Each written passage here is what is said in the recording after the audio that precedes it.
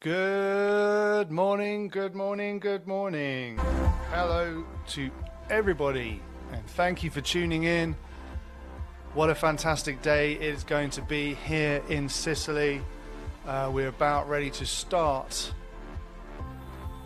our qualifying, and I'm just noticing potentially the timing on screen needs updating, but we'll work on that. Cars are about to go out. It's been a very busy 24 hours with wet tracks, dry tracks, drying tracks, tracks getting wet again. But thank you for tuning in. You're watching the 1/10th IC Track Euros. This is an EFRA event, and it's brought to you by X-Ray. We're RC Racing TV, and Frank is in the commentary booth.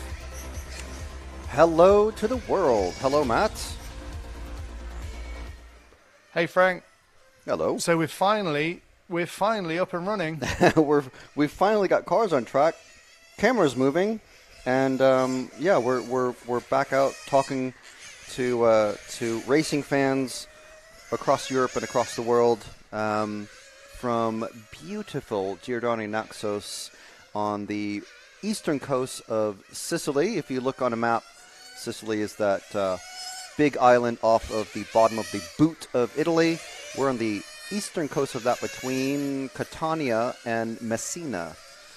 So it's a beautiful area of the world. We have had some rain the past couple days, which we're absolutely assured never, ever, literally never happens in June.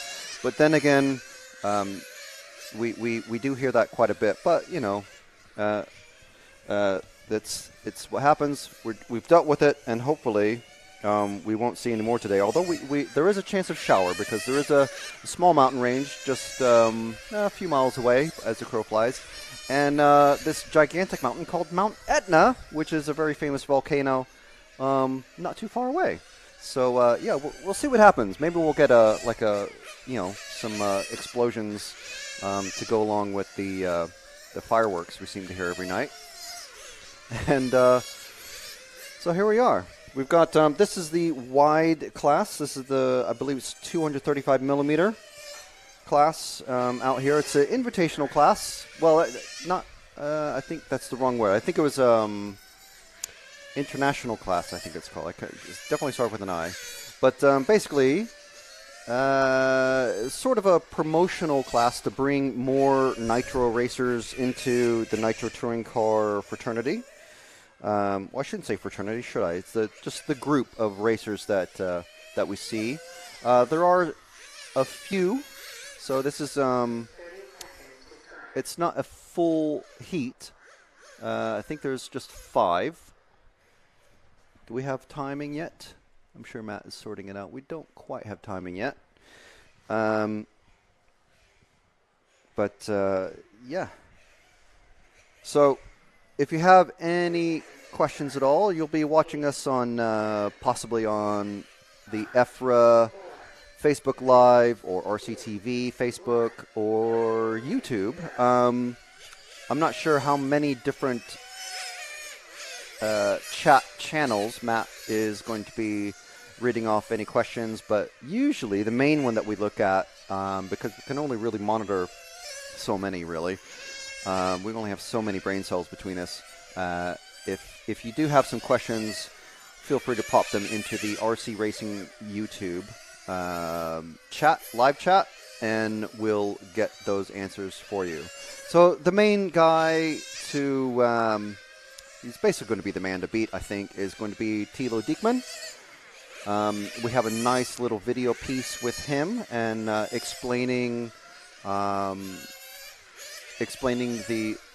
wide class, which is basically kind of an update of the old 1/10 nitro pan car chassis from I think it kind of died out in the 2000s, late in the 2000s, but it was the sort of the companion class to the 1/8 IC track category.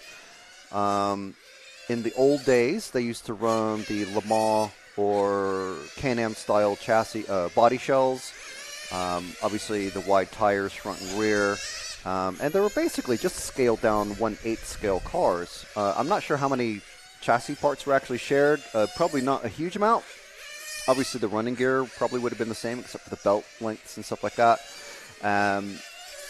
But they ran, in the old days, they ran 15-size engines.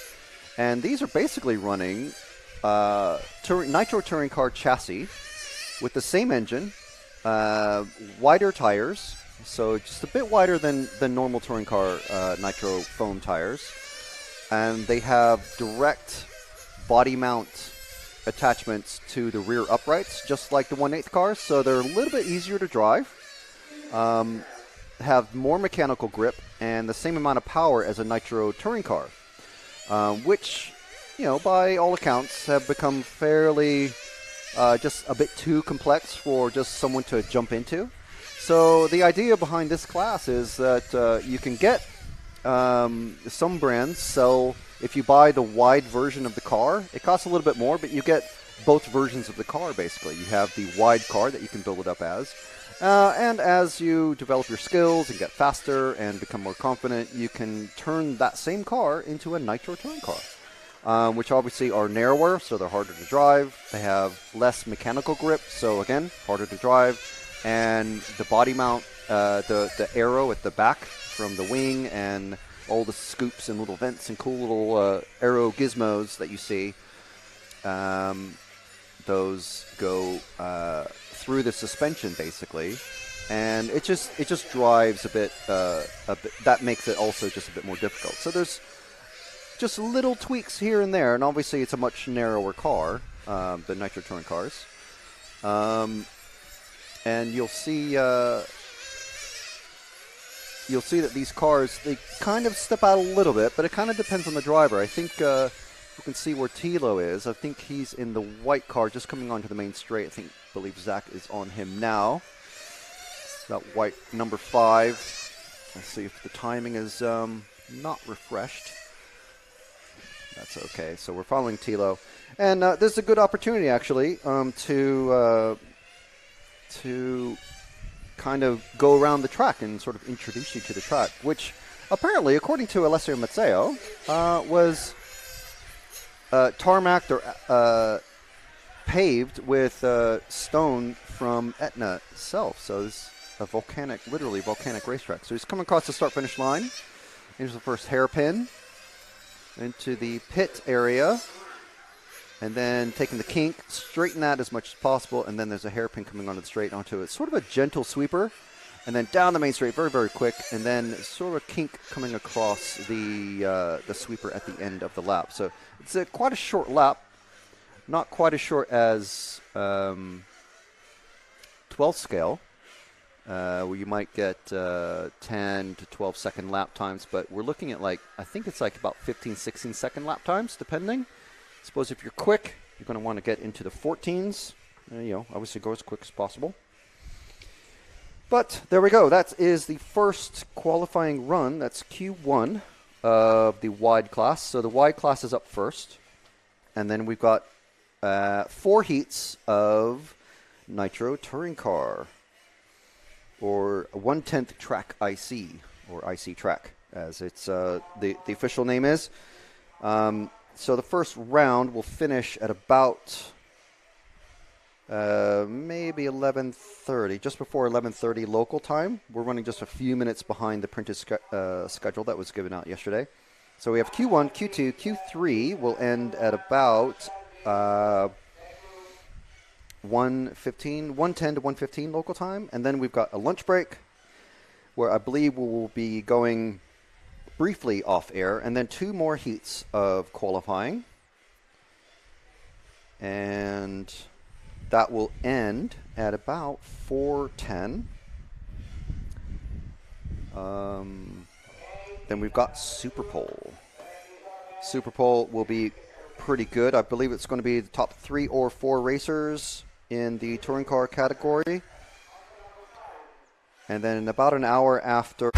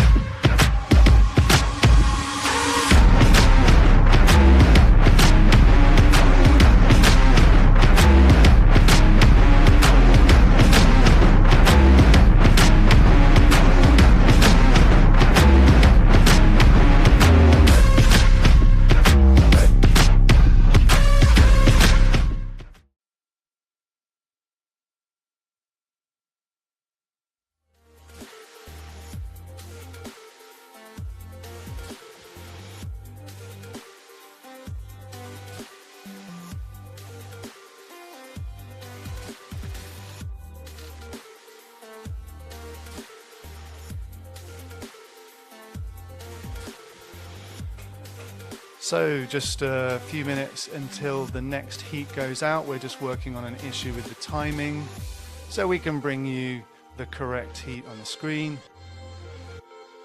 We'll just get that figured out, and then we will be able to go with the next heat and have the timing on the screen.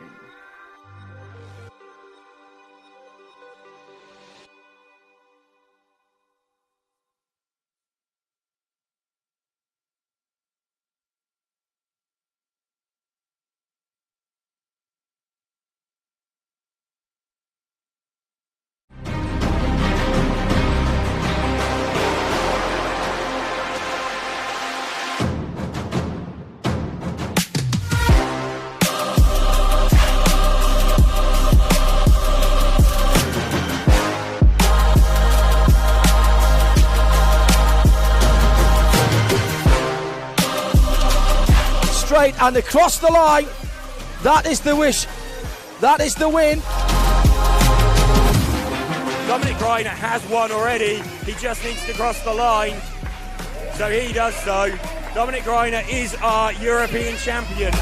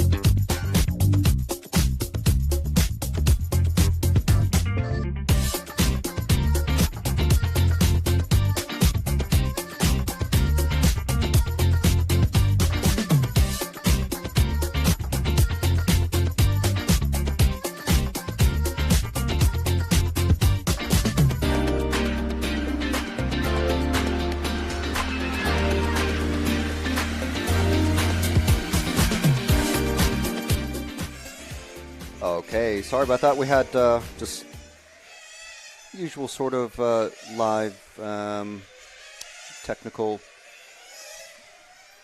deal that we're working on.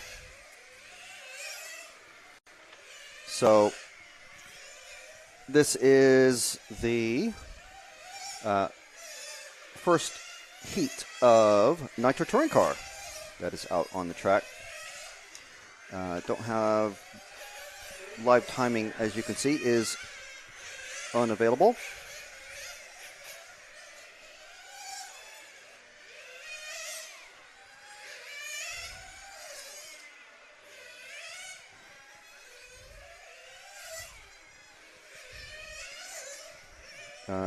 Sorry. Okay.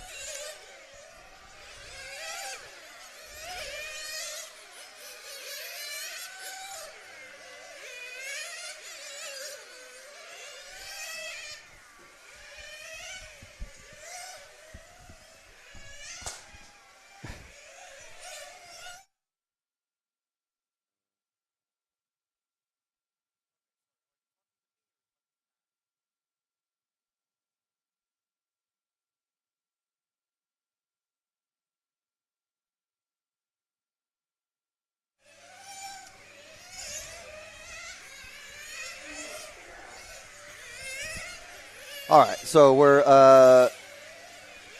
this being qualifying. It's just a few minutes per round. There's 10 minutes between the start of each qualifying run. Ooh, some good passing here. So the drivers have been seated according to the control practice. So just to catch everybody up on what the racers have been going through. Most of the racers, I believe, have been here since Monday, which is when open practice was available for everybody. Of course, some of the racers, for some of the racers, this is their local track. However, they have not been allowed to run on the track for the last couple of weeks, I think it is, or at least it's 10 days, if they are entered into the championships. And of course, those entry lists have been set for weeks and weeks, if not months. But all the international racers have arrived. Most of them arrived Sunday. Some of them flew in Sunday night. And track was open on Monday when it was nice and clear weather, just like this pretty much. So clouds in the sky, and you can maybe see as we're panning across the track, some tracking action of these cars. These cars, the drivers, and the mechanics and support teams, meaning, moms, dads, girlfriends, etc. I've been here since on the track since Monday. Whoa! Not sure if we caught that one. That was a good one. I need to be watching the.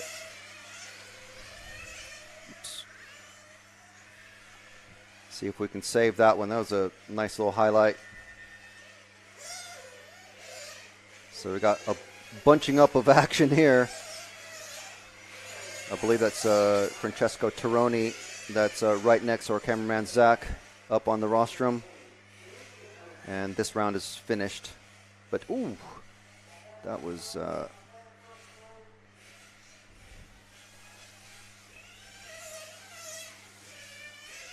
that's going to be a pretty dangerous place to be crashing during the races.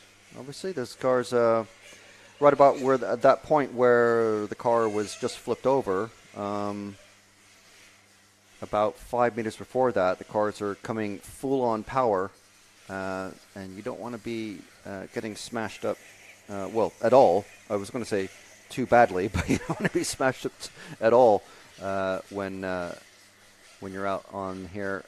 These are qualifying runs, so okay. So anyway, let me get back to where we were.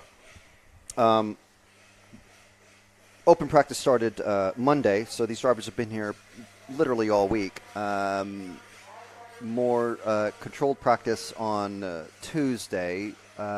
Wednesday was very, very wet at the end of the day, and didn't quite. There's not like literal rubber that goes on the track like you would on a rubber tire category. These cars use foam rubber, very high density open cell foam rubber, but the oil from the exhaust gets spat out from the exhaust as they're flying past. The white smoke, if you're unaware, that's just burnt oil. But the unburnt oil ends up, and the vapors from the burnt oil get deposited on the track and then mix with the foam rubber, and that's what makes the racing line, the high grip racing line.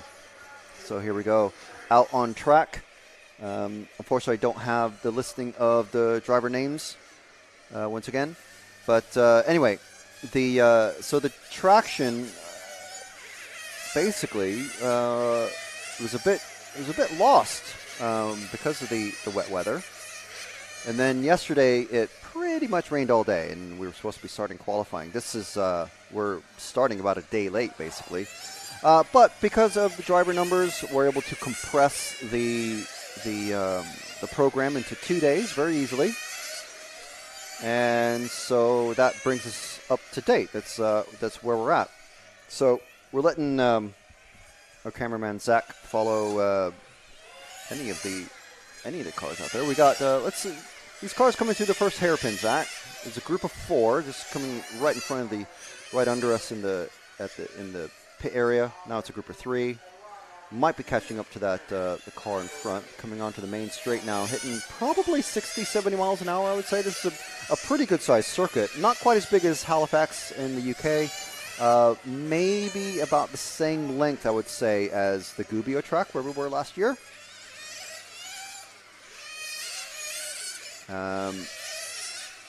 So pretty good. I think they were getting like 110, 120 kilometers an hour. Even the slow cars were hitting 90 kilometers an hour, which is that's a pretty hefty top speed. I think 101 is 100 is 61 miles an hour.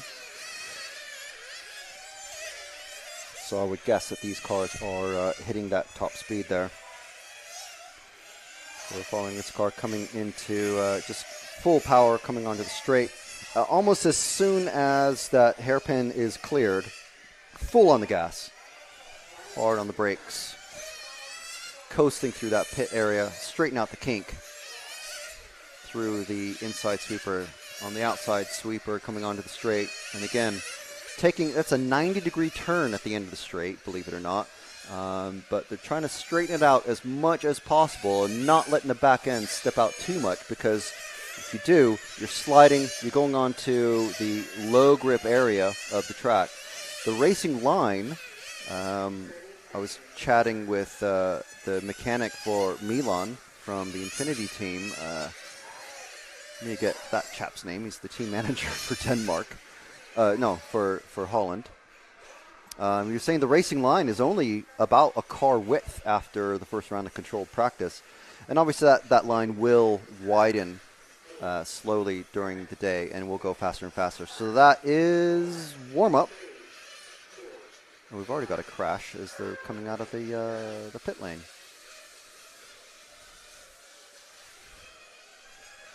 So there's about just a few minutes of warm-up, and then I believe it's going to be 5 minutes of driving, getting, I think it's 3 consecutive laps as quickly as possible. So if you can get some clear air around you, like this blue car way out in front, he's doing well.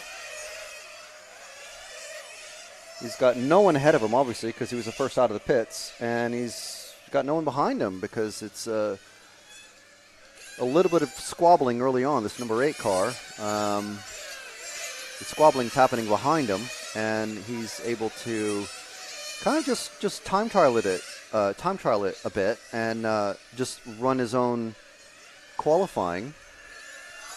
So hard brakes, and then coast around this double apex here into almost a hairpin, straighten that kink out. The 2 cars behind, if we drop back a bit, they are in danger of slowing each other up. The number 9 of the bright pink trying to get past. Didn't catch the number of the white and orange car. Now we have another pink car coming up behind. At least they're not all in white body shells. So that is the 9 that's now ahead of the 0. What happened to the... Oh, yeah, he crashed out, the 5 who was being chased. So he's made some space, maybe. The nice thing about consecutive lap qualifying, the way they're doing it, is that you can just kind of pause, pull off to the side a little bit, and maybe even come into the pits, get a quick engine tune or something like that, and just find a clear space basically to run your own bit of road. So if there's a group of 3 cars, or just behind a group of 2 cars, Zach. They're just coming off the main straight now, across the finish line now. So now it's a group of 5 cars. So this might get kind of interesting here. Let's make sure. Yep. Oh, sideways.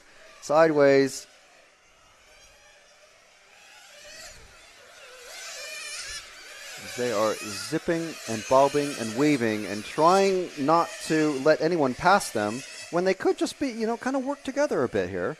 Straighten the kink out. These 2 pink cars, obviously going to be they are the fastest out there, I think. Apart from the blue car, who's kind of on his own. Well, no, he's just passed somebody, but we'll stick with these 2 pink cars. One's more of a darker pink somehow. That bright pink. So if you're familiar with last year's results, we've got the 0 ahead of the 9. Dominic Greiner from Germany, he also runs a pink and black car. He's not here this weekend. We'll go into that in one of the video pieces that we've got going. But we'll have that coming up for you later today, possibly during the lunch hour. But yeah, Greiner is not here. He works just a normal job like everybody else. So he's actually run out of holiday time. He's got some family commitments, and also he's going to be at the 1/8 Euros in Portugal later this year. And he's also going to Japan for the Worlds, which I believe is this class, isn't it? So, yeah, he's not able to defend his European title. So we've got Greiner's not here. Peach has not run 1/10 in a little while. We did see him last year at the 1/8 Euros, and hopefully we'll see him in Portugal. But we saw him in Valencia at the beautiful Valencia track, running 1/8. And I think Hackler, I was expecting to see Silvio Hackler here from Austria, but he actually he doesn't run 1/10. So we got the marshals from the last race. Hopefully, it looks like they were picking up some pieces of a broken car out there. So, unfortunate. But, so we've got the next race, I think is going to be Heat 4 coming out. And then we'll have the fastest guys out on track who were sorted by the control practice times.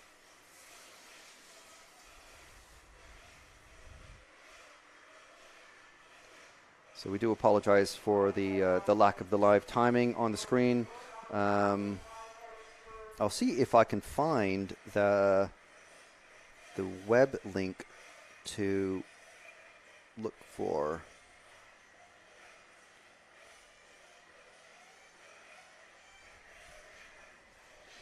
The live timing for you guys, so you can check that out yourself. Actually, let's see here.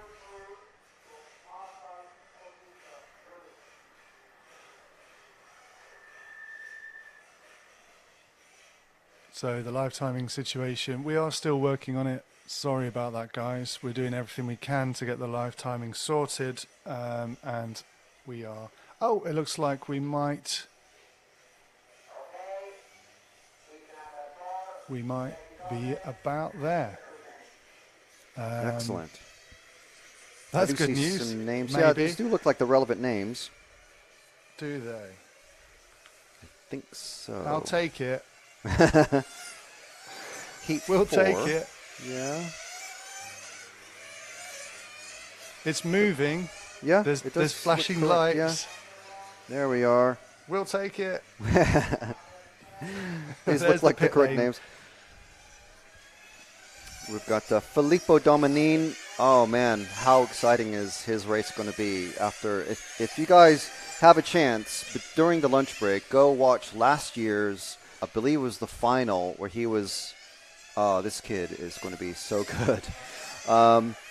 We've got Thilo Diekman, who is also running. You may have seen his name when the timing was working during the wide class. He's running both classes, so he's doing it hardcore.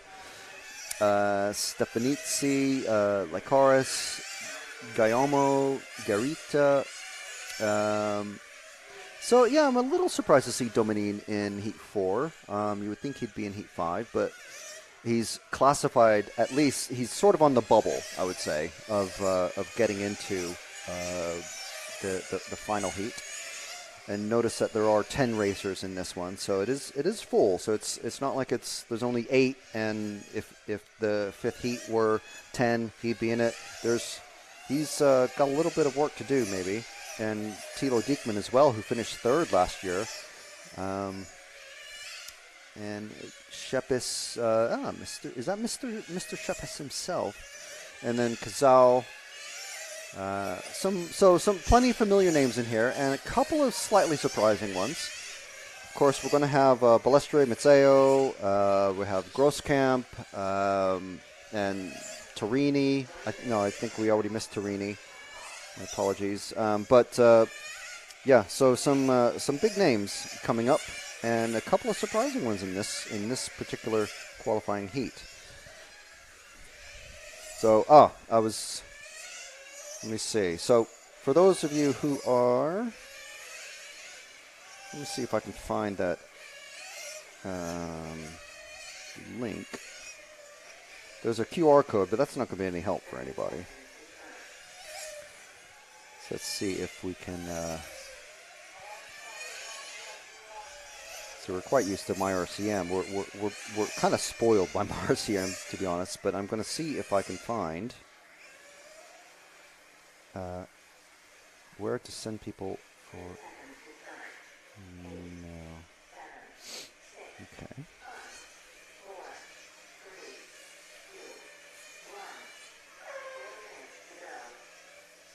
Right. Okay. So, if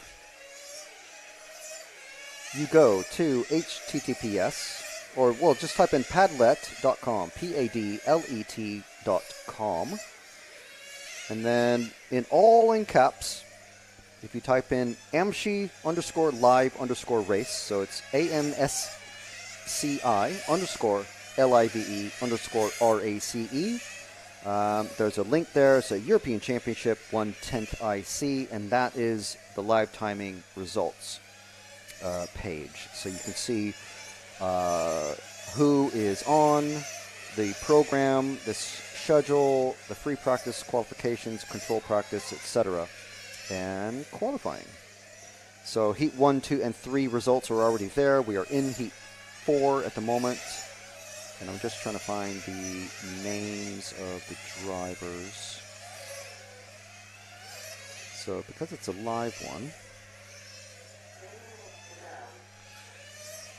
I can't find a driver listing at the moment, but that will be on there, I'm sure, at some point, or if not already. But anyway, the information is there. Padlet.com, AMSCI_live_race. All caps, AMSCI_live_race.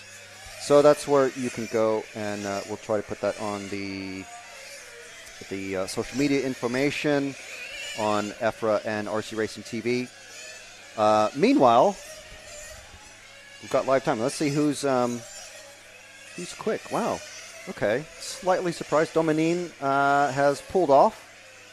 Diekman is that Thilo Diekman? I think there's a relative of Diekman. No, that's Thilo himself is up there. 2 people over from Zach. Okay, so just a couple minutes left in this one. I think what they're doing is it's either 2 or 3 minutes of warm-up. We haven't had a clock on the screen to let the first couple of races, but 2 or 3 minutes of warm-up, and then come into the pits, and 4 minutes of qualifying, and it's the fastest 3 laps, I believe, consecutive laps. So we've got Shepis, Stefanitsa, Gayamo, Lycaris, Girita. Lycaris is I believe he's the Greek racer. He's the only one here from Greece. Shepis has dropped down a bit. Fiorella, Dominique still not gone out there, so don't know what's happening with him. If you watched yesterday's live stream, we have a really good interview with Fabio, Filippo's father, where he talks about Francesco, who is actually out there marshalling at point 2. Francesco is the younger of the 2 Dominique brothers. There's Francesco and Filippo. Filippo is a future bright shining star, I would say.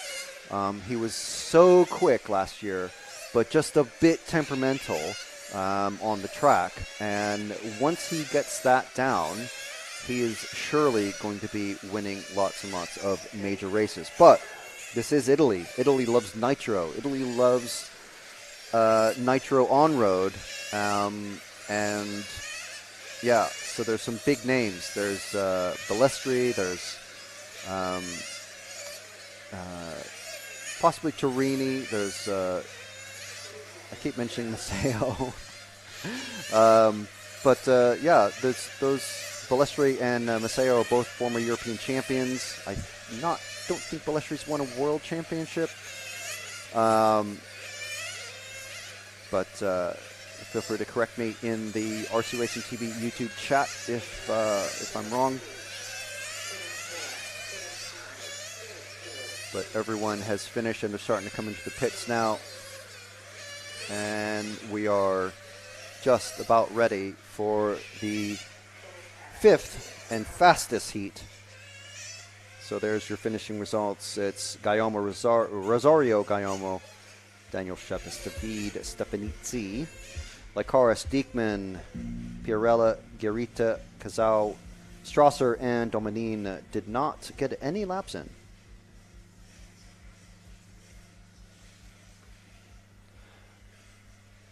Oh, this is good. We've got timing back, which is Yes. fantastic. We're just looking at the pit lane exit there. You're all watching on various social networks, but if you're watching on RC Racing TV's YouTube or Facebook or EFRA's Facebook, then you will find that Padlet link to the basically PDFs that get regularly uploaded, isn't it, Frank? It's PDFs of. It of does look like results that. and Yeah, it's not live. So I don't think there is a live updated thing. I still can't find a driver listing. There might be, I think, the free The practice. standings from controlled practice, which had Dario with the fastest lap. Yeah, I think that's as close But that as we're going to get to like a driver Yeah. listing. So you can, if there's a particular racer that everyone wants to see, there's you can check that out. Yeah. BM Hello. Clutch Spring says, "Good morning, Naxos. Full gas to all with Full a gas. fire rocket and strong arm emoji." Alex Youssef said, "Michael Tomher would TQ this event." Well, you've got to be here Yeah. to be able to TQ it. That's the first stage of TQing or winning anything is actually turning up. Minotaur King 1 says, "Mark?" ? And then As in the in following Reinhard? message, "Mark, are you there?" He's not spelt Mark correctly if it's Reinhard, but I don't know. Mark, if you're here. Maybe MARK maybe means Mark Green. Yeah, who- Mark Green. Yeah, who is, I don't know. He's I don't think he's done international races in quite a bit. I Maybe might it's be another wrong. Mark they're looking for. Could be. Jan Rithaiski says, "Thanks for the Hey. coverage." Well, thanks for watching, Jan. Yeah. We feel even better now we know you're here. Yeah, tell your friends. If you're watching along to the EFRA 1/10 IC Track Euros, brought to you by X-Ray, then please put some comments in the YouTube and let's get the discussions going. Dario seemed to be the fastest. I don't know. Well, it's how showing he's been Tony this Gruber. morning, but Yeah, Tony Gruber's Yep. after controlled practice, which again was only a single round of controlled practice, so take that with a grain of salt. We've got Tilo Diekman out there. We've got Melvin Diekman on the stand, and Tilo is marshalling at the moment. So yeah, there's could be another Diekman in the top 10. There could be Dominine. Like I said, Filippo was slight surprise to not be in the top 10. But we do have Milan Holtius, who's very quick. Probably the Dutch racer that most people aren't familiar with. He's pitting across from Grooskamp, who's the other Dutch racer that everyone will be familiar with. He was running third at one point in the final last year, so he's definitely earned his spot in this one. My man Mazzeo is at the moment seated third. So this is, it's quite interesting the way the control practice is. It's practice, but it's still seeding practice. I don't know if they're going to reseed the racers after or during the lunch break, for Q4 and Q5. So maybe these might change for the final two rounds. Who's racing in Q4 and 5? So we'll see. But that's one of those questions that. If I were able to walk around and without being tethered by how many cords is my head attached to the desk with, I can try to get that answered. But so let's see who we can follow. So we've got car numbers, we've got names, and we've got cars zipping past. The easy one to go. Let's Zach through the kink right now and about to go on the straight. He's the only one going on the straight right now. Is that white and orange car? That is Gilles Grooskamp, former world champion, running, I believe, the Tamiya way back when at his home track in Heemstede. coming through the kink, straightening it out on that inner sweeper. The outer sweeper, full gas down the straight, hitting 60, 70 miles an hour, and across the finish line into the hairpin. Coasting through the pit area, the pit straight, and then back through the kink once again. And that is about 15 seconds or so. Thilo Diekman was telling us yesterday in the wide category, they're almost at the point where they can match the some of the touring car drivers in with the wide cars. Maybe not these guys though. They're going pretty quick.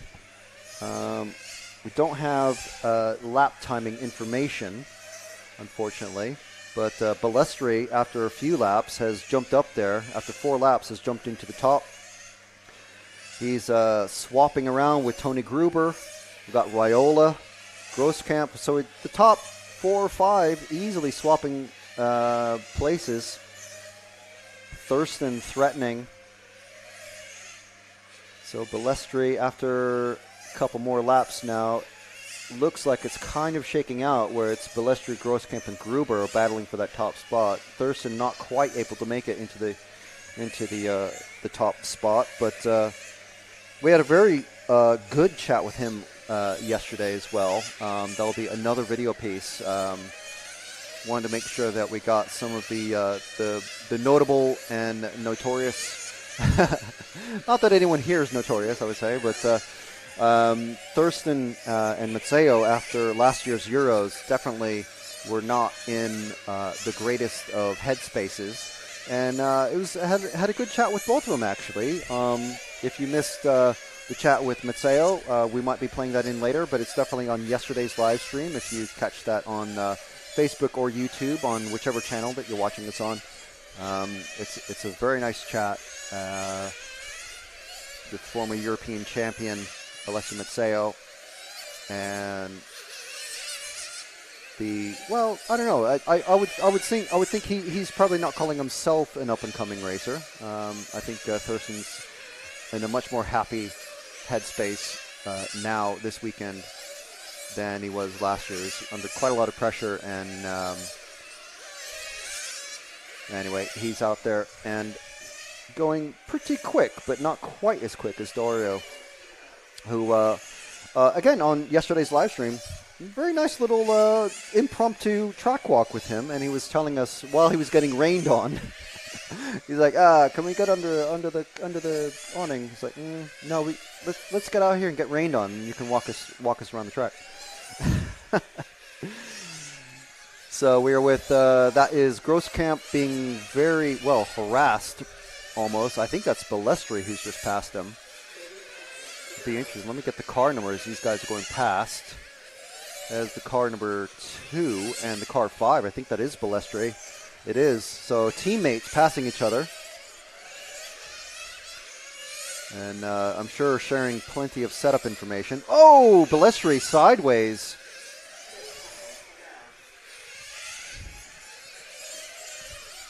Getting passed by Grosskamp. Let's see what happens now. Is Balestri going to pile the pressure on, or they're just going to take it easy? Ooh, sideways again for Balestri. But that was the last lap, so not the greatest of qualifying for them there, but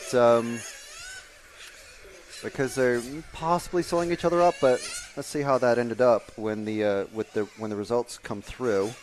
So Gruber taking that one, Raiola, Balestri taking 3rd, Tironi jumping up there into the 4th, and Grosskamp in 5th.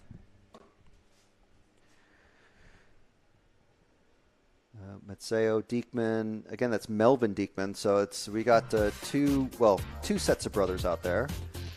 Diekman, the 2 Diekmans are in, obviously, they're in the next race as well. So one should be marshalling, but he's actually racing. And then we've got the Dominine brothers, a much younger pair of Italians.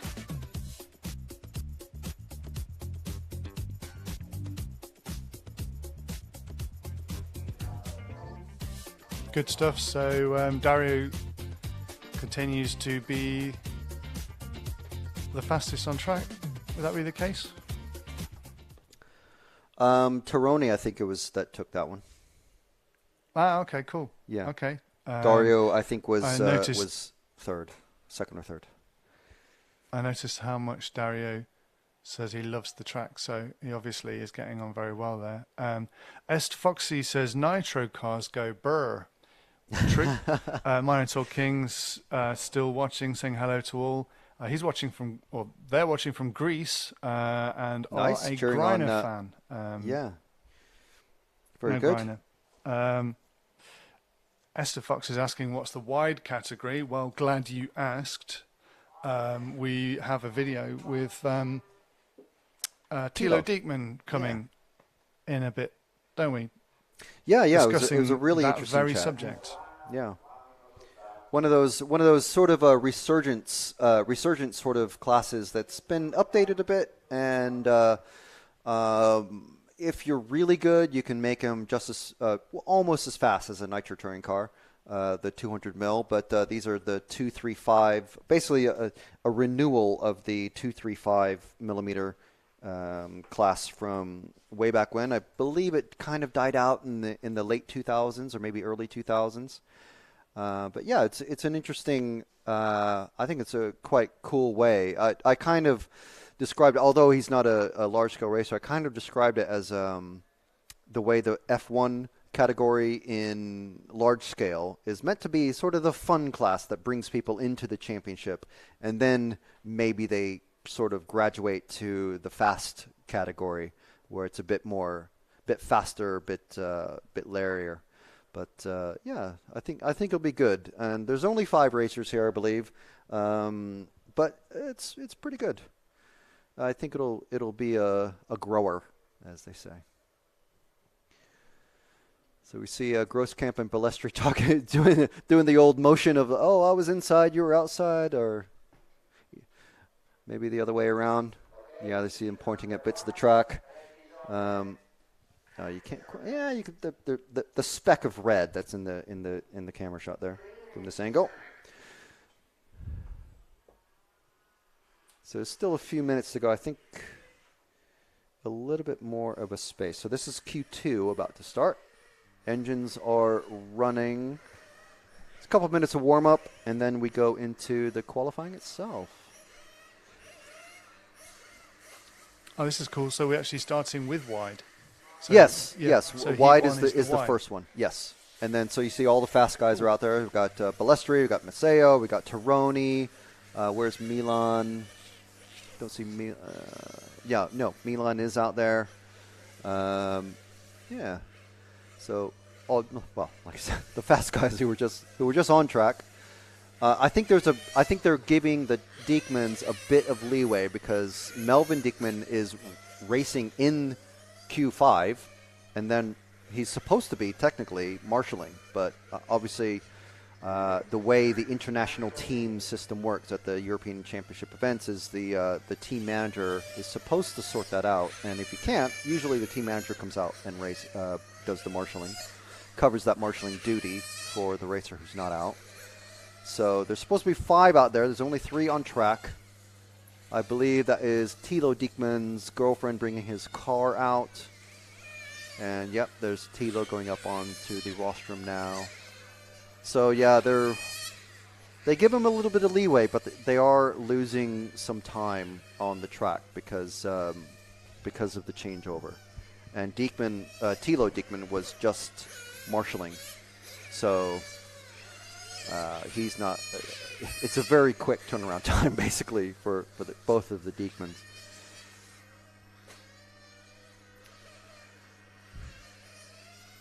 But you know how we were talking yesterday, Matt, about White Lotus? It was season 2 was filmed. I mean, I'm looking literally at the hotel where it was filmed, probably a couple of years ago, and it came out. Was it last year? It came out. There is. Yes. Actually, an even more importantly, culturally significant movie series that was shot in the area. Can you guess what it might have been? Is it The Godfather? It is the Godfather series. Yes. Wow. So yeah. I won't say how many of the movie shooting locations that Zach and I were able to visit, but it's more than you would think, probably. But yeah, it's very, very, very cool. And if you haven't seen it, oh my gosh, you have to see it. So yes, Godfather and of course White Lotus 2, Series 2, both shot in this area. And there is an actual town called Corleone, but obviously there was no shooting done there. And that's about 3 hours away one way. So, but it doesn't matter. It's the actual movie no bits of the movie were shot there. So we've got 4 cars out on track now. Time is ticking away. We're missing one. Well, neither of the Diekmans have counted a lap yet. Oh no, there goes one of them. So 4 minutes of running. We're over 30 seconds into it. One of the Diekmans is missing. I don't know if that means... I hope that doesn't lead to Melvin Diekman just dropping out entirely, because that would be a shame to lose 20% of the field and just deciding it's too much hassle to race 2 runs in a row. But Thilo immediately up into the top spot. Like I said, I believe he... Well, I just assumed Thilo would be the one to beat here, but actually it's I'm assuming his brother Melvin is actually qualified, well, pre-qualified better than him through control practice. So maybe the Diekmans are going to be battling to see who makes it into the big show, the A final, which is scheduled for 3 o'clock local time on Saturday. Tomorrow. But we've got Thilo Diekman out there in the top spot. Actually, at the moment, it's Piprato and Diekman are swapping. Philpott, I think that is Bob. Or no, Bob Harley is just popped into the second. Bob Harley from the UK. As always, he's one of those really friendly faces that we always see at the Nitro races, whether it's BRCA or EFRA. He's at probably every Nitro race that we go to. Always pitting with Alex Thurston and Papa Thurston. I don't know his actual name. I just call him Alex's dad or Papa Thurston. I'll have to get his name in a bit. And getting a little bit of freeze framing there. I'm not sure what is happening.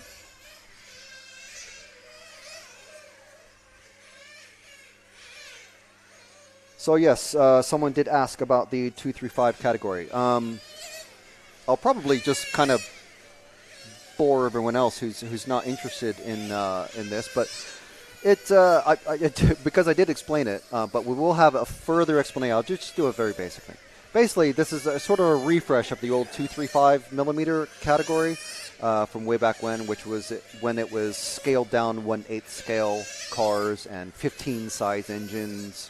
And this is back in the day when the 8 scale cars were using 25 size engines and then 21 size engines. And the 10th scale 235 millimeter class in the old days, there were just scaled down 1/8 scale cars with smaller engines. So these cars are basically wider Nitro touring cars, which, again, in the circular sort of design of RC in this case, which are themselves, Nitro touring cars are themselves much smaller versions of the 1/8 scale pan cars from back in the day, with all the wild adjustable sway bars, and I think they started with solid axles, and then now I think they've got gear dips in the back. There's so much tech that goes into these. But the Nitro cars, the Nitro touring cars, I should say, the 200 mil class, very, very complicated. They're narrow. The arrow is narrower. The tires are narrower. The cars themselves are narrower. The engines are super, super powerful. And so the 235 class, or the wide category, just to make it briefer, the tires are wider. The cars themselves are wider. There's more aero. And they're just easier to drive. So it's meant to be sort of a, hey, you want to drive nitro touring car? Well, here, start with this category. And at least one brand, I'm not sure if all brands are doing it, but I know at least one brand is doing it. If you buy the wide version of the car, handily, it comes with everything you need to make it either wide or a nitro touring car, so 235 or 200 mil. So that's pretty handy, I would say. You kind of get two cars for one. Are they different bodies?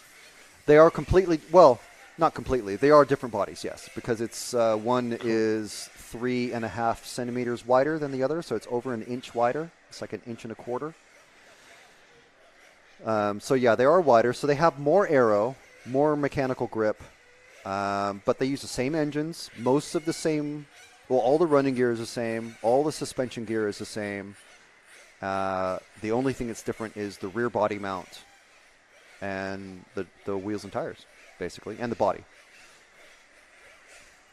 I won't mention that the bodies are probably like, 30 or 40 euros or pounds each. And I've seen like stacks of 10 bodies in some of the pits.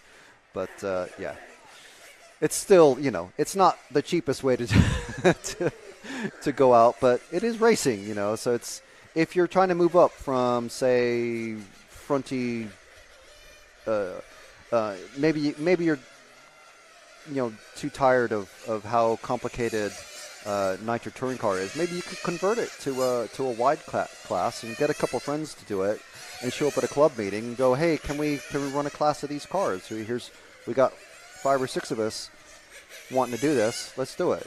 And generally, the club organizer will probably say, well, yeah, that's another bunch of race entries that we can get in, so why not?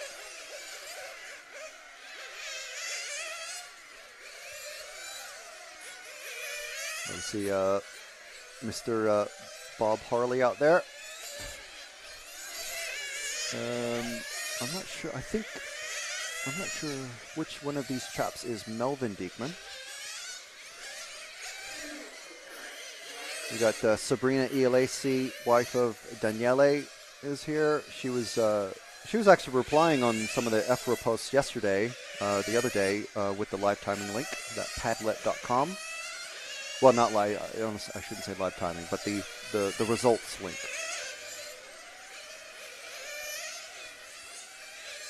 So this is the first of the touring car qualifiers. This is just warm up right now. So you can see the pit action. Cars coming in, getting slightly. Now I was talking with earlier with Milan's pit crew. I think it's his dad, and he was saying that the track will be getting faster and faster as we go on. So it's a bit unfortunate that we don't have actual live timing with the lap times available, so we can see that happen in front of our eyes. But it will be pretty good. The track gets more and more grip. And that racing line goes from maybe being 1 car wide to maybe being 2 or even 3 cars wide by the end of the day. So that will be quite interesting. So just to run down, I'm going to try and do this maybe once per round, the times for today. So qualifying, we're in qualifying 2. We've got qualifying 3, which will start at about, I think we're running about 10 minutes late. I'm not sure. So about 12:30 local time. We're in Central European time. And that will, Q3 will finish at, third round of qualifying will finish a little bit after 1 p.m. Then we have a lunch break. And then we have 2 more rounds of qualifying. Not sure if we're going to have a reseed. And qualifying will finish just after 4 p.m. local time. And then we go about 45 minutes later. We go into Super Pole, and then we have the quarterfinal B and the quarterfinal A, and that will wrap up the end of the day at about It's probably going to be 15, 20 minutes. I'm not sure. It looks like it's maybe 20 minutes. That will finish up the end of the day at about 6:30 or 6:40 local time. So who are we with? Who has Zach chosen to be our first victim? That's the car 4 of Cauchy. I'm not sure of Signori Cauchy's first name, but he's coasting through the pit area. Oh, and it gets sideways and lets that car pass. Didn't get the car number of that one. Let's see who has just gotten past him on the whoa, and he goes wide. Oh! Big. Well, it wasn't a takeout. It was just a mistake, and he was coming back onto the track. That car 8. I think we were meant to have a replay there, but there we go. Oh, now. That is... and there's Teo from Amsheet doing a little bit of corner marshalling there. Don't see any of the wheels pointed the wrong way, but that was, unfortunately, that was car 4 of Cauchy is the one we're looking at there. Car 2, sorry, of Jones. That's Dan Jones, the GT8 section chairman. Section chairman. We have a nice little chat with him as well because we're hoping to have the GT8 European Championships here next year. So it's another nitro category, but bigger, even bigger than the wide. I think even bigger than the 1/8 scale, but not quite as fast, and just less aero because they're bigger sort of touring car GT style bodies, and I'm quite guilty of looking at when we go to these events, quite guilty of going, man, this class was really fun to race. And then the next time we go, oh man, this class would be really fun to race. But I genuinely think the GT8 category would really be fun to race because it's enclosed. They're buggy-sized touring cars, basically, in electric and nitro versions. And I think there's... Oh my goodness! Did we get that? I think we did. No. Well, for the highlights reel, yes. For a replay right now, okay, that's okay. I'm behaving very well. Right. Okay. No problem. I hit the save this button and hopefully it's saved. I'm not. I'm watching the action on track more than I am watching the action on the screen. So at the moment, but I'm trying to train myself to look at the screen a bit more. So who are we following now? I think this is that car who was first. Come a cropper. This is the car 7, so it's not the one I was thinking of. Car 7 of Scuderi. I'm not sure the first name, but it starts with an F. I'm just going to say Francesco because that's the best name. Scuderi coming across the finish line into the hairpin. Quick blip of the throttle, coasting through the pit section. Trying to straighten out the kink, but he's got that green and white car ahead of him. He doesn't want to take him out. Coming down the main straight. Little wobbly coming down the straight. It's a nice scheme, though. At least it's got 3 colors on it. I think there should be at least a 2-color minimum on these race cars because this particular one isn't too bad. We've got the number 1 car in white. We've got the 5 in all green. All the other cars have at least white on them, as well as a bright color. As we're coming into the pits now. This particular round is okay because there's only the one solid color body out there. You know what I just realized though, Matt? Go on. Were we meant to maybe let Zach get some extra footage somewhere else? As we're heading into the third qualifying heat. Oh, true, yeah. Okay, well, we'll save that for the next. I suppose, yeah. Sorry, Zach. Completely missed that one. So coming up in the next one. Oh, this is the finishing order. So sorry, it's gone now, but. So heat 3 of qualifying. This is the second round.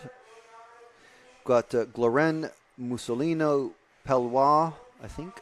Scuderi, great name. Turco Bryce.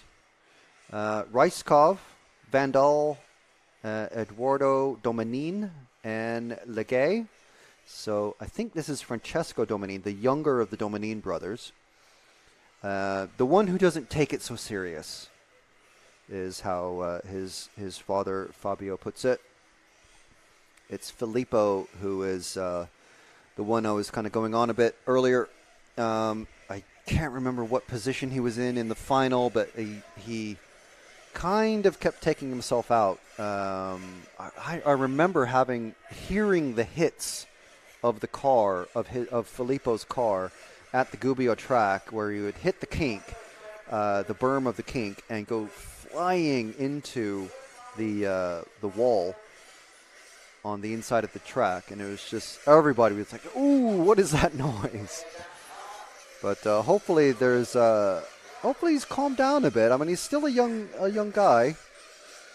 I'm not sure. I need to find out from Fabio how old the brothers are, but I would say he's no more than 13 or 14, and his younger brother, who's in this one, Francesco Domanin, I believe he's maybe 9 or 10.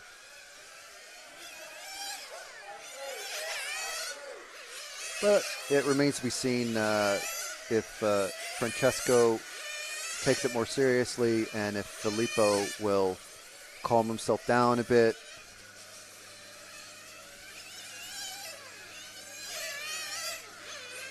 I'm sure we'll find out. We'll have some more answers by the end of the weekend. There's our runners and riders in this one. So it's Giuseppe Mussolino, Freddy Pelwa. Just looking at the first name so I can have something else additional to call all these racers by.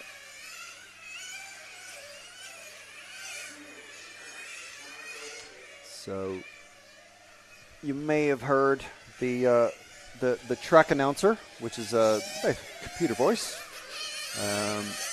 Nice thing about all these European races, they're all run by a computer, basically. Although there is capacity for the race director to stop the timing, but basically just automatically says you have 5 minutes until something happens, and then 5 minutes later the buzzer goes, and that's it. There's no argument from anybody because computer says this is what's happening. So about a minute and a half in this warm-up period. I think it's about 3 minutes or so. It's not really timed. I mean, it is timed, but we don't see the clock counting down. And then 4 minutes of qualifying per qualifier race. So 1 minute left, and then the drivers will start getting called in about 45 seconds or so. They'll start getting called in to the into the pit lane, where the mechanics will do one final possible engine tweak on that high-end needle, refuel, splash and dash, because the fuel tanks last 5 minutes or so. Depends how thirsty they're running them. There we go, 30 seconds, and they're starting to come in already. And now they're going to be held in the pit lane.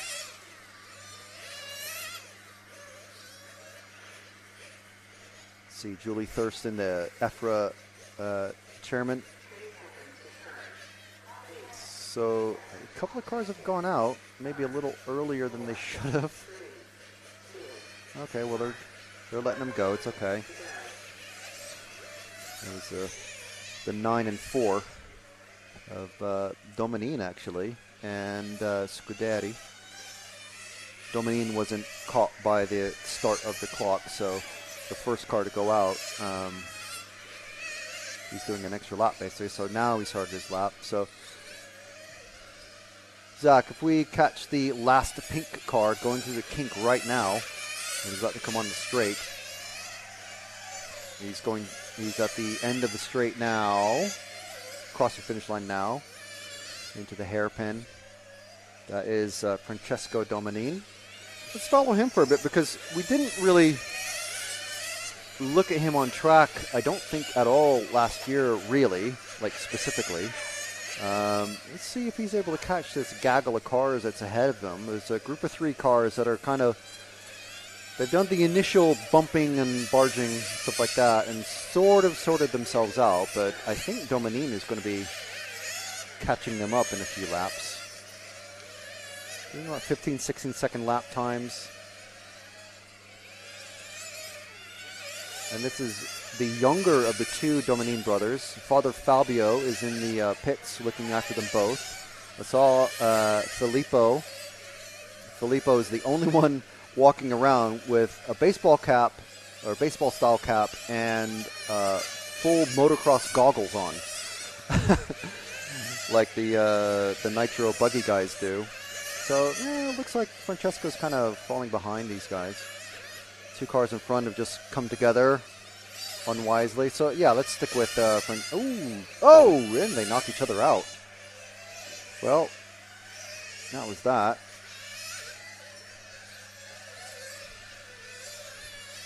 So Francesco coasting around as we were told by Dario, kind of just coast and let the car slow itself down through that pit complex. Kind of a decreasing radius set of curves that are coming up just now. Quick blip of the throttle, let the car just let it coast around there, and then straighten up through the kink. I think he goes a little bit wide through that first hairpin coming into the kink, but maybe that's just his preferred line. We'll see it happen again here as the number 3 car, who's that, of Palois, trying to catch up to him, but Palois is, let me find out the correct pronunciation of that, but Palois catching up to him.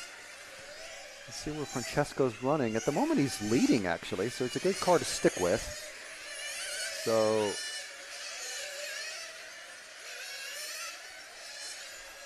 I may have missed it, but he may have just passed Francois while I was looking down briefly.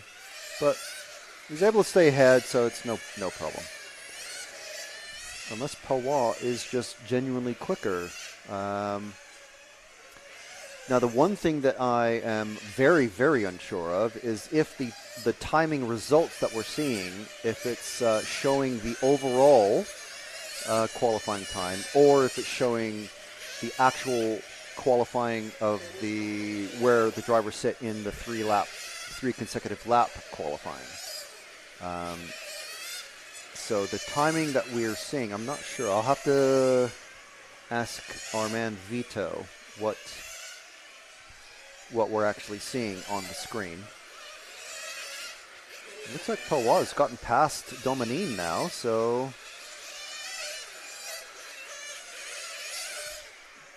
what is that showing them? Domenin's dropped down a bit, but Palois, I mean, it's definitely the car 3, isn't it? The bright yellow, yeah.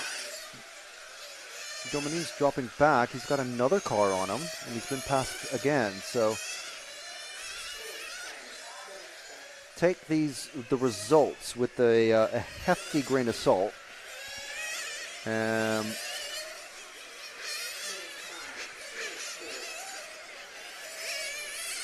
So we'll just see what we can see coming down. What's happened there? I didn't see that crash happen, but just in case, we'll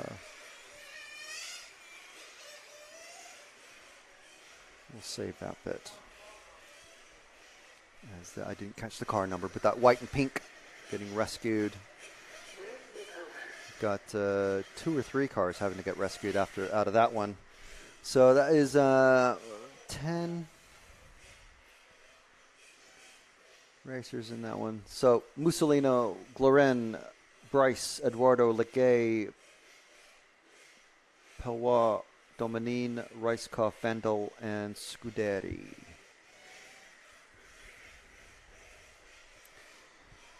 So in the next one, that was Heat 3. So we've got Heat 4 coming up. So the next fastest group of racers. And In the qualifiers, at least for the pre-lunch qualifiers, it's another thing we need to clarify with the organizers. These qualifiers that we're watching right now were seeded by the control practice. There was one round of control practice that happened before we came on air, and that basically set the where the racers would be placed in the qualifying rounds. Now, what I mentioned I wanted to clarify something, and that thing is just to ask the organizers if there will be a reseed during the lunch break. The lunch break is scheduled for about 1:15 local time to 2:30. There may be a reseed during the lunch break to put all of the fastest guys together, or to resort, basically, using the results of Q1, 2, and 3. And so that the Q4 and 5 are changed around possibly again. So, Matt, you're back. I'm back. Elias Hedstrom is asking, is anyone racing for Sweden? I don't believe they are. I don't believe so, no. Swedish racers. So no, sorry, Fabio, there's no... Elias and Fabio are both discussing Swedish pilots. It's an important question, and it's now been answered. There are none. Sorry. Lars Stubbholm. A few people have joining in on a discussion about the Thilos, Diekman, Topman, Melvin, the whole situation here. I don't know if you're probably discussing that at some point. Relations between people. And it's all theories at this stage. Lars Stubbholm is saying Thilo Diekman is married to Melvin's sister, I think. They are not brothers. Okay. But then Fernando Campetti, yes, Thilo Topman single, Thilo Diekman married. So make of that what you will. Again, this is just hearsay. This is this is just people's discussion. We're not casting aspersions or we don't know. Well, the very last thing I want to do is go up to all three of them and say, "How are you all related?" Because people on social media are asking. Yeah. What's going on here? It's just like, do they, the Curb Your Enthusiasm sort of like circle of hand thing? Like, what is all this? No, I'll check out. I mean, we had a good talk. You can find a subtle way. Yeah. You can find a subtle way to, maybe show your family tree and say, hey, we're all showing family trees. Yes. You want to show yours? We're all... I'm sure we'll figure it out. Amilcar RC, thank you for providing coverage of this event. RC Racing TV always do a great job. Well, I'll be honest, we are doing our best with a range of issues, as usual. But yeah, we don't have the best connection to the timing system, as often is the case. We love being in Italy. We love the food. We love the people. We love the racing. We love the nitro. We love everything about it. But sometimes we have issues connecting to... We love arancini. Love it. Oh, yeah. But the timing system, sometimes we have issues to connect to. But we're figuring it out on the fly. Stefan is a genius, and he, if anyone can make this work, he can, and it is working. So that's all good. With regards to the 3 laps, yeah, we need to reflect the 3-lap situation, but we don't know if we're getting that data from the timing system. So please bear with us. You're all so kind. Thank you. Yeah, so, I mean, at the moment, I'm using I don't have a printout of the drivers either, so that's another thing I need to, one of 3 things I need to check out. I'm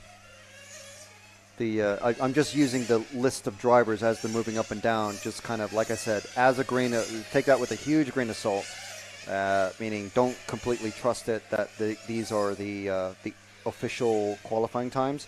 Actually, if you do want to look at the official qualifying results for each run, you can go to the padlet.com information link, and that's on the Facebook pages for EFRA and RCTV, is that right? It is, yeah. The link is pinned in the RC Racing TV YouTube channel, so please go there. And you can hit that link and get the info. Great.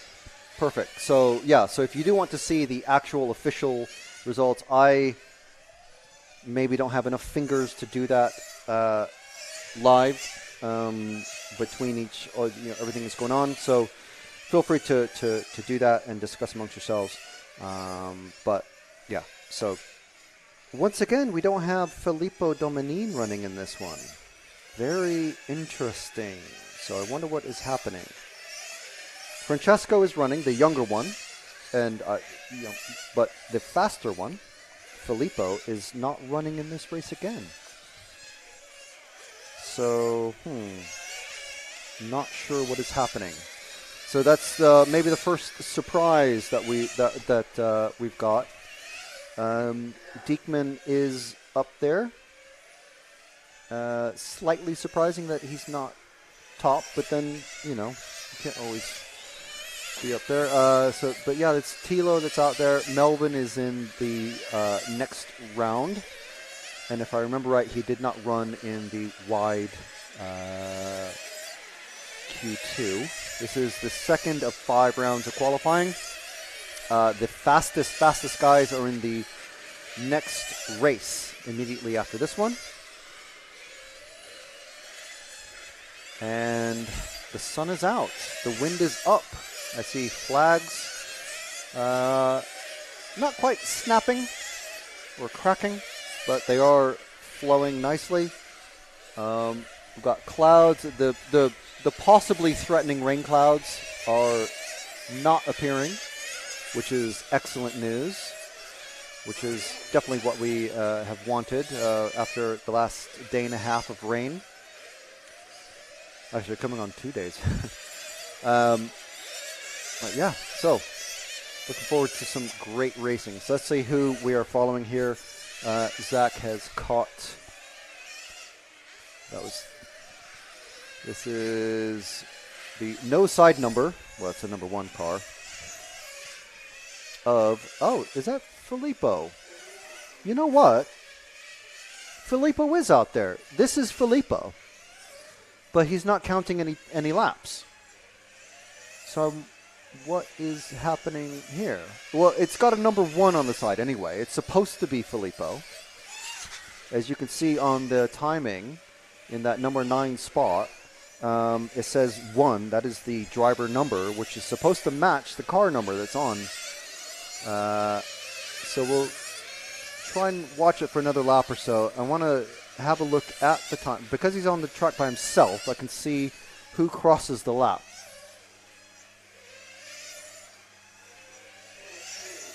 No, I think that is Domenin with with a faulty transponder or something is happening there.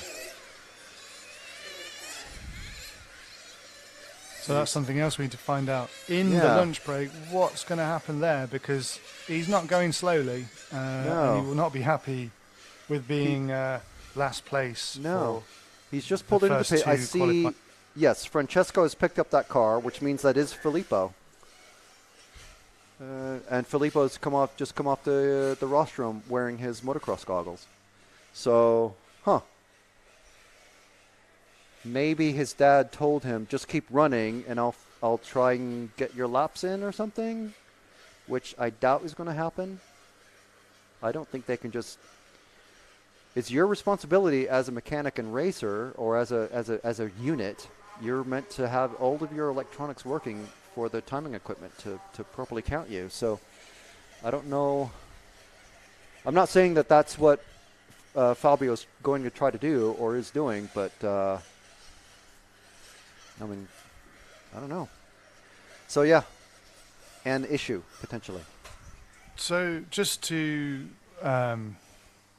confirm, there is some data for Filippo Domenin because in Q1 he's in 11th place.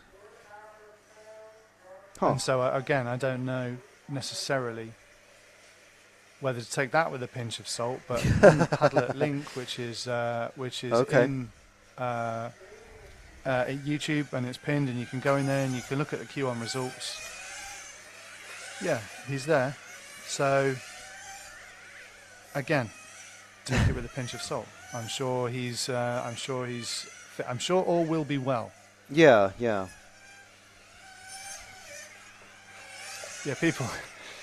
Roberto Riboni, Fabiano Morelli, the transponder, millions of question marks. Yeah. Roberto, OMG, the transponder doesn't count the laps. I think it does. I think it's just a connection with the timing system. I think it will all be fine. An update from Maho Nice on the Philo situation. Yes, we're going to have true. to sort this out Philo. before it becomes like a thing. Philo married Melvin's sister. So there's two people saying that now. So, But Melvin none is of our also business. named Diekman. There's Melvin Diekman Curious, I don't and know. Thilo Diekman. Melvin Diekman is racing. He's in this. He's racing now. He's on the track. There you go. Well, they're not And- saying he doesn't exist. I know, but well, okay. Let me put it another way. If you're Joe Smith and you meet Betsy Yeah. Smith, or no, you meet Right. Harold Smith, and then you meet his sister Betsy, Right. and you're all Smiths, and then you're Mr. Smith, and you marry Ms. Smith, and you become the Smiths. Yeah. I mean, but I suppose she doesn't have to change her name. No, of course not. I mean, it's Max just Chan unique. is It's saying- just how it is. Yeah, it's one of them. Max Chan is saying Raiola with two bicep emojis. So clearly, Yeah, a he's looking Carmine fan good. there. Carmine, yeah. He's looking good. He's currently, after Q1 he was 6th. Let's go Filippo, says Roberto Riboli. Go Franci Gas, says Fabiano Morelli. And I wholeheartedly agree. Go who? Was that France or Franci Gas? I mean, go France, go Gas. I don't know. But there you have it. This is the EFRA 1/10th IC Track European Championships 2023 coming to you live from Sicily. You can see the cars exiting the pit lane for their second. This is the fast guys going out for their second qualifying round. it's the Battle of Mount Etna, which you can see just in the background of that the pit exit shot. That is literally Mount Etna, a live, living, breathing volcano.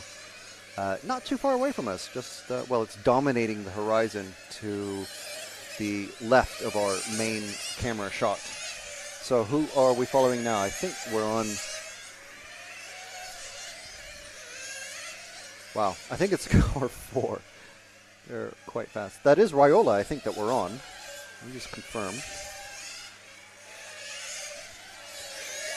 Yeah, that's Carmine there. Let's stick with Raiola for a little bit. He is, oh dear, there's 3 bright orange body shells directly ahead of him. So he's coming up on the orange crew of the car 1, 6, and 8, which is Gruber.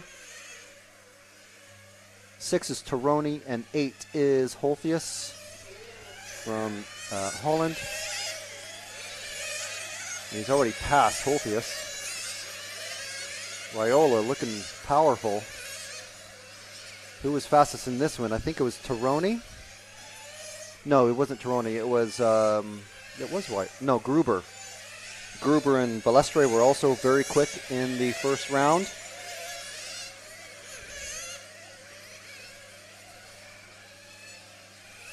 Raiola coming through the kink, the inner sweeper, powering through down the main straight, across the finish line, around the hairpin, quick flip of the throttle, coast. Got a little sideways there coming out of the pit complex. We don't have any. Oh, we have a dead car. Who is that? Oh, stop and go for somebody. I just heard.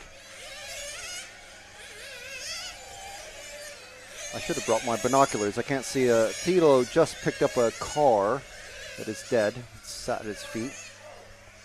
So we're still on Raiola. He's, I think that's Tironi that he's trying to hassle. Not quite able to get past him. He's already past Holthius. One of the faster guys on the Infinity team, but Tironi, I'm going to assume he's been here a few times for the Italian National Series.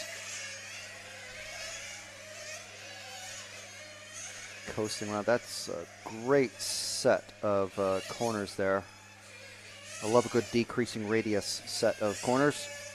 Down the main straight. Across the finish line. He's getting ever closer to Tironi. There's just 3 minutes. No, 3 minutes down. There's 1 minute, just under a minute left.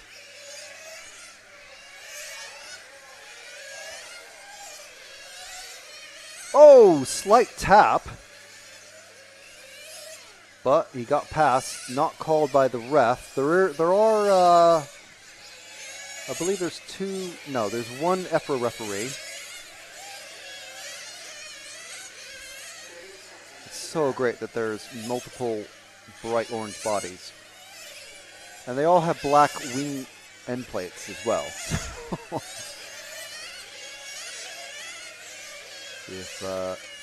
I think that was Tironi that got past Holthius. Just half a minute left.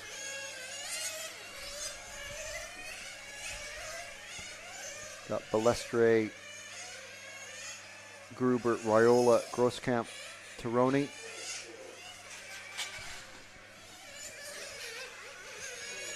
That just slid sideways. I think it was Balestre in the car 5. Or no, that's car 5 is Grosskamp.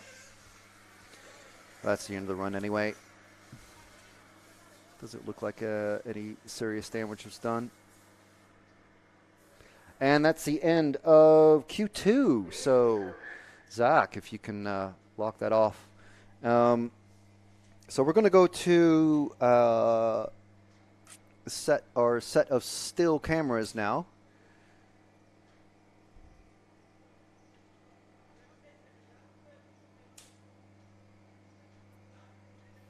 And this that one's is still.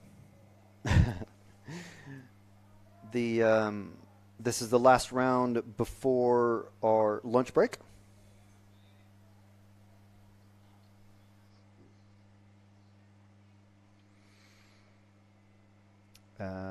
Yeah, go for it, Zach. And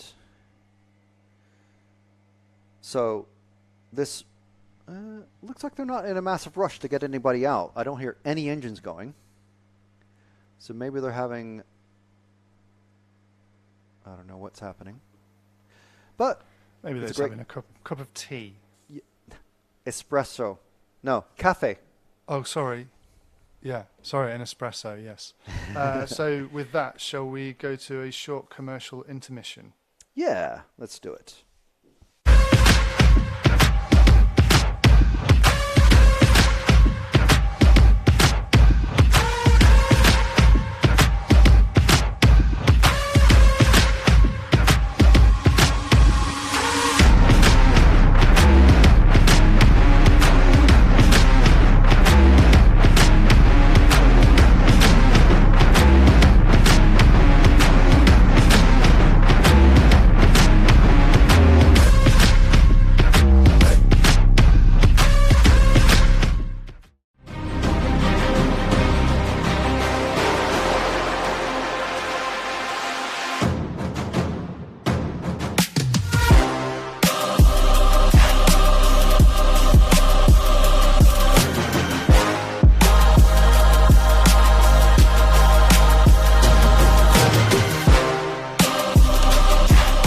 And across the line, that is the wish, that is the win.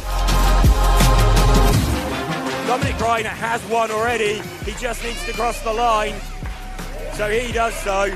Dominic Greiner is our European champion.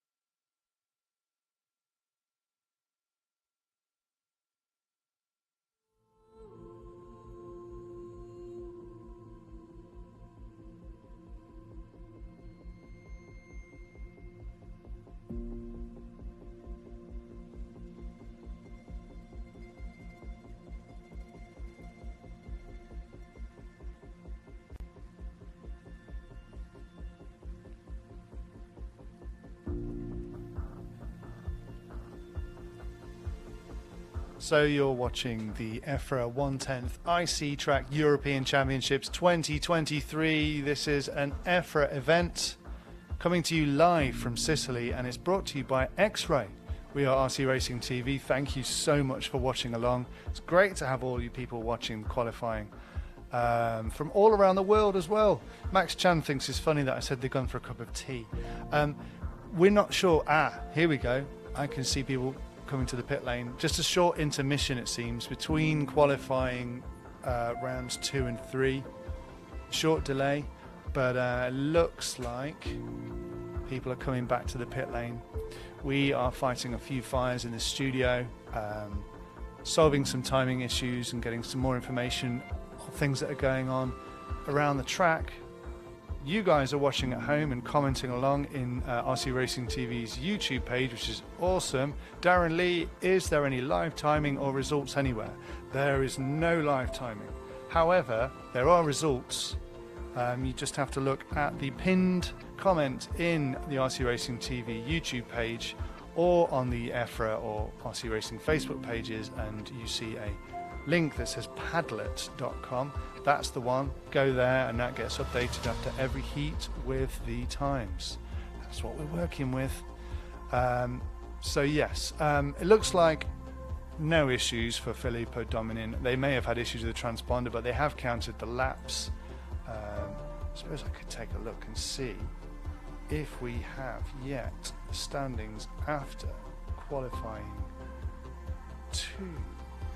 And we do.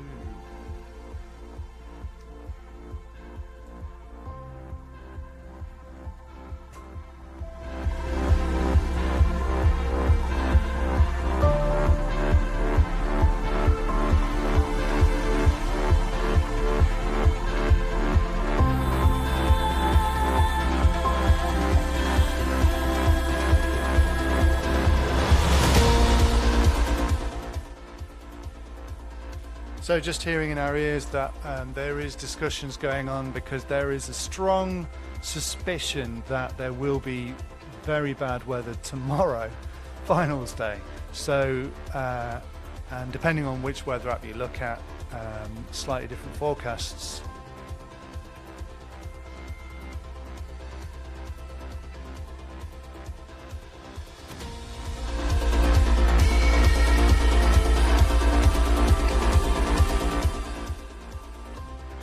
And also there is a issue with Dominic's transponder, and they are working on that as well. So a few issues going on at the track today, all fun and games. So there are discussions going on about how many races they're going to fit into today. Potentially we'll see the quarterfinals take place this afternoon. We'll get that far. 5 rounds of qualifying, Super Pole and the quarterfinals all today. And then that will just leave us with the semi-finals and the main final tomorrow. Or quarterfinals may be pushed into tomorrow, depending on how the weather's looking for tomorrow when we look at the forecasts for later today. When I say we're just sat here clinging on for dear life as the organisers do their best to cope with the weather and the technical issues that are surrounding any major event.